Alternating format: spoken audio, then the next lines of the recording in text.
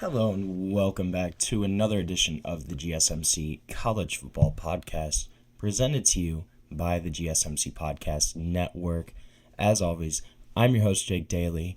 On this Wednesday, May 21st, got a good show for you today. Going to talk a little bit more on this new commission and could it be threatened by state laws. Tennessee recently introduced a bill into their Senate that could threaten what some of the commission's, requirements, what their goals are for this new organization. Could state laws impact that? We're also going to dive into the flag football team in 2028. Some college stars that I think could potentially make that team in 3 years, guys that are stars right now that could have the skill sets to kind of translate that to flag football. We're also going to do a little ACC preview today, as well as continue our SEC rankings. Make sure you stick around for that. And we're going to talk about who is the real wide receiver U. I don't know. It's interesting, especially in the past decade. There's been a couple programs that are up there. But before I dive into anything, I just want to remind everybody this show is all about you. We love hearing your comments, your questions, your insights, your opinions. Anything you got, we want to hear it. We want to make this show as interactive, as exciting as possible. Now, if you're on YouTube, one way you can do that is to use the Super Chat feature. To use the Super Chat feature, all you have to do is click the $ at the bottom of the chat box, type in your message there, send that in. This guarantees that your message gets on the air, gets read live. It's also just a great way to support our channel, support what we're trying to build here at GSMC. We are so grateful to have you all here as a part of our community. And if you're not on YouTube, Super Chat's not your thing, you can also go to gsmcspodcast.net to comment, tip, donate, whatever there on that website, which is gsmcpodcast.net. Now, let's get into this whole commission. So on May 1st, perhaps in signing that was intentionally kind of quiet, Tennessee Governor Bill Lee scrawled his name across the bottom of a 6-page state bill.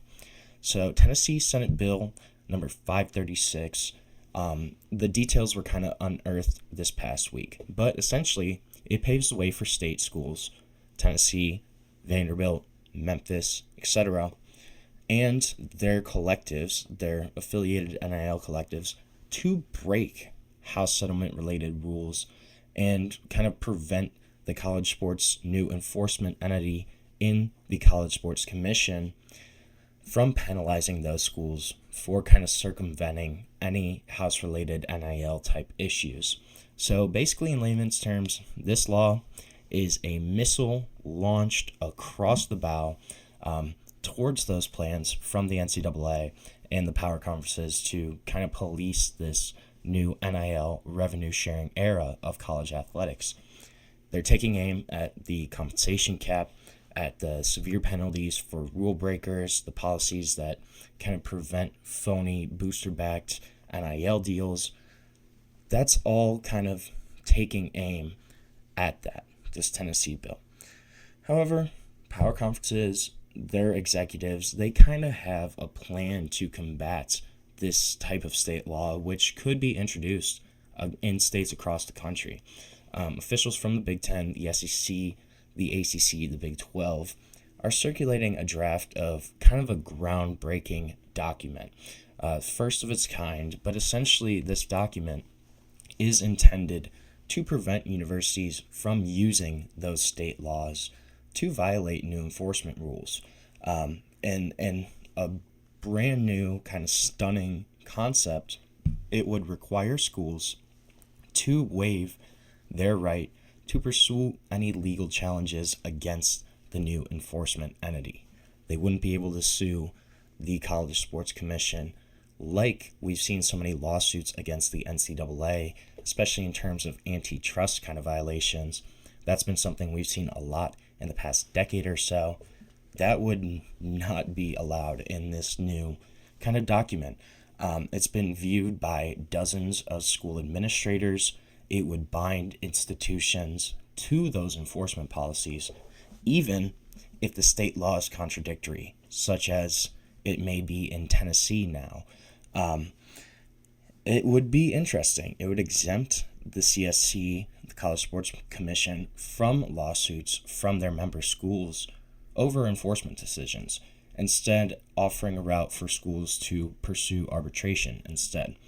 And the document's kind of been described as an affiliation or a membership agreement. It's not finalized, right? That's a key here. This thing still could change.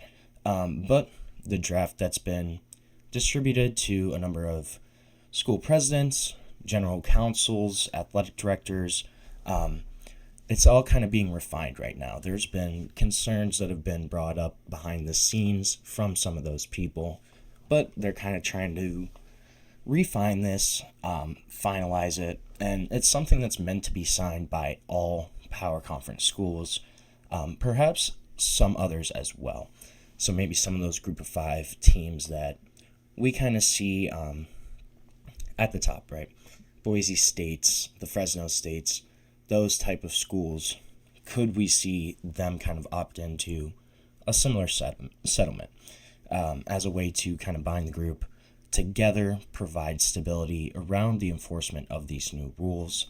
I think that's something that's very possible. It also includes decisions from the new Deloitte-run NIL clearinghouse.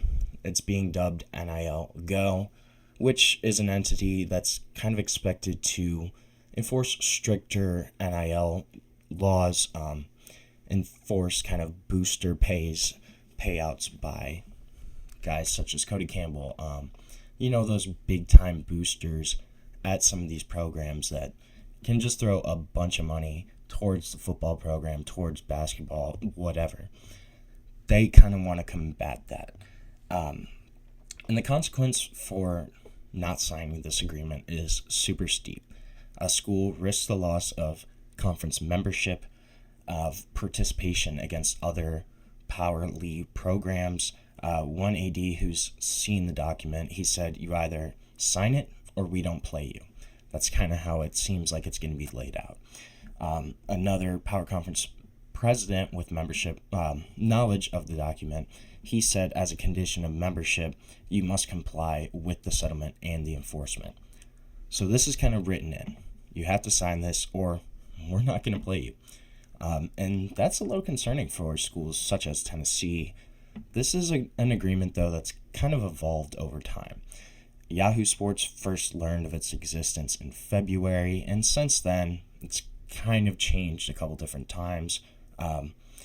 Administrators just got the latest version in the past few weeks, but this is something that, again, could change. The future kind of remains murky. First, before anything happens, the House settlement has to be finalized. It has to be granted approval from Judge Claudia Wilkin, and revenue sharing is supposed to start on July 1st. So there's kind of a deadline there, but it's up to her. That timeline is up to Claudia Wilkin.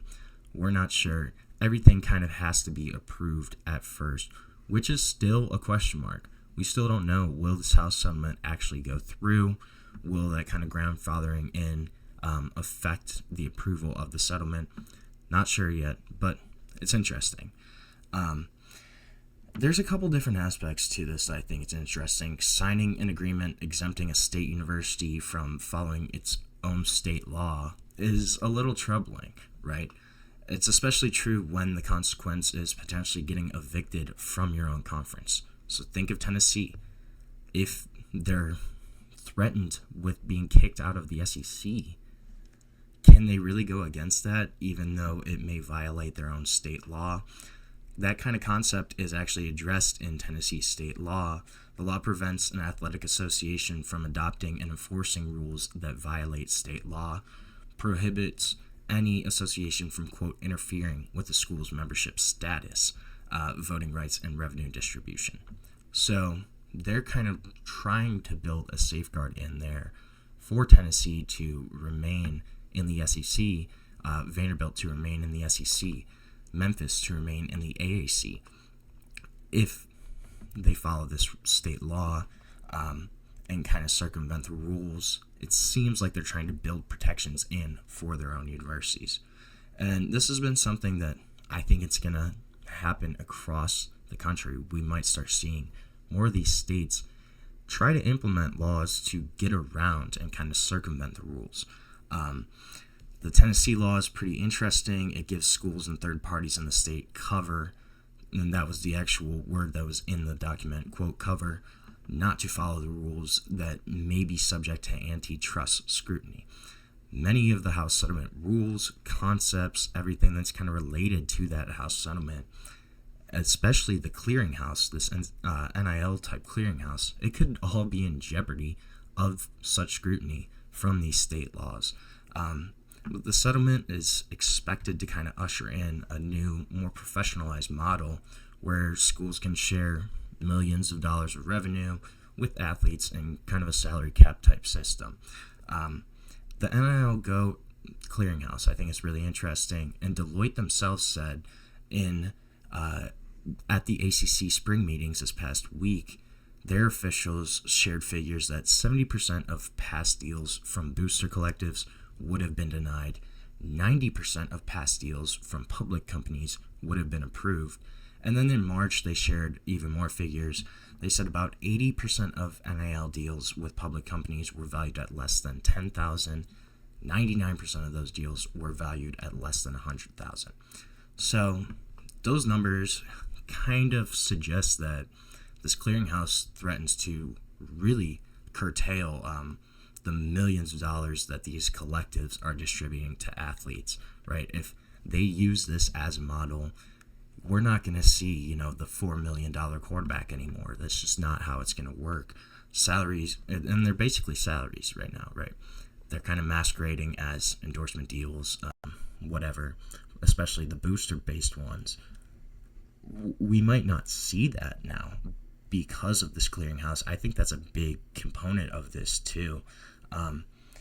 We're going to be able to see if this affiliation agreement is able to kind of curtail schools circumventing around these laws. The state NIL laws, especially in particular places, just kind of permit their universities to do that, to go around the rules because there's no enforcement.